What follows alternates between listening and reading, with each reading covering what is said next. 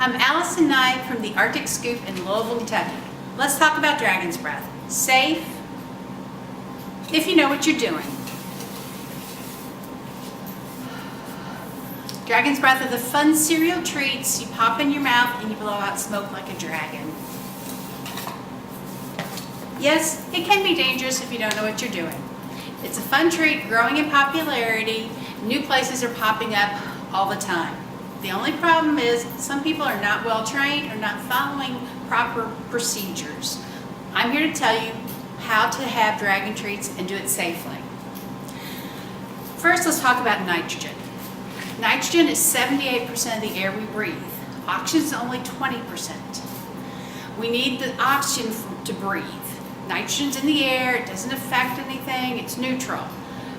And people with asthma, other respiratory issues sometimes need more than that 20%. They need inhalers to help open their airways to get more air in their lungs. So nitrogen is perfectly safe. We breathe it every minute, every day. Now let's talk about liquid nitrogen. Liquid nitrogen is 321 degrees below zero. This is when you want to be with somebody who knows what they're doing. It can cause frostbite. It's extremely cold. And as it warms up, that fog is nitrogen. It's pushing air out of the way, or the oxygen away. So when you pop a treat in your mouth fills up with nitrogen gas. It doesn't hurt you. It's similar to like holding your breath. You're not going to have any oxygen in your mouth. The way to deal with that, though, is to breathe through your nose. You need to bring in that clean oxygen. Your mouth is full of nitrogen, so breathe in through your nose and you get oxygen into your lungs. Once the treat is warmed and you eat it, take a good breath. Get enough oxygen into your lungs. Having nitrogen in your mouth is similar to holding your breath. You're not getting the oxygen into your lungs. So same way with holding your breath. As soon as you're done, get that good breath of air. You need the oxygen, that's all. The other problem I've heard about is burning or irritation in your mouth. Burning should never happen. There should never be liquid nitrogen on the treat you're eating. Some people are more sensitive to the cold, so yeah, it can irritate your mouth because it is very, very cold. If an irritation does occur, it's usually mild, doesn't last very long. It's definitely less painful than burning your tongue on hot soup or coffee. If your tongue starts to feel sore, stop, don't eat anymore. The more you eat, the colder it will get on your tongue. Liquid nitrogen is very cold, but you can actually touch it for just a second. You see? But the more you do it, the colder my fingers are going to get. Same thing with eating the dragon treat. The more you eat, the colder your mouth is going to get. So, when it gets cold, stop. If it's irritating you, stop. Don't eat anymore. My rules for eating dragon's breath. First, if you have respiratory problems, don't eat them. If you do, have your inhaler handy and don't eat much. Remember, you need oxygen in your lungs, not the nitrogen. Number 2, take deep breaths before and after. Fill your lungs with oxygen.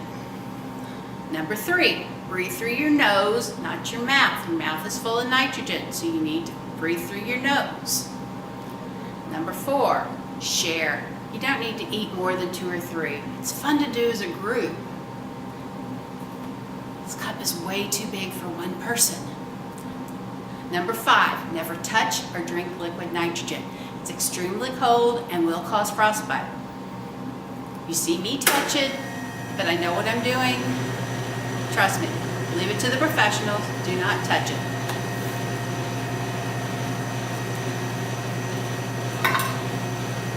Number 6, if you do see liquid nitrogen in a cup, pick it up, tap it off, turn it around, blow on it.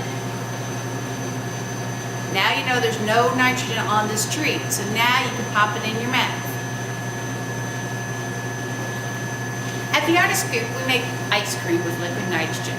All nitrogen has evaporated before it's served to customers, so it's not included in all warnings. There has never been an issue with breathing or burns from eating ice cream. It's too yummy.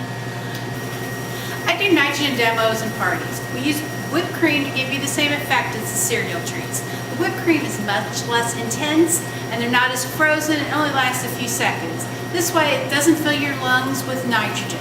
Before giving out samples, always strain and move the pieces around so there is no liquid nitrogen on the treat.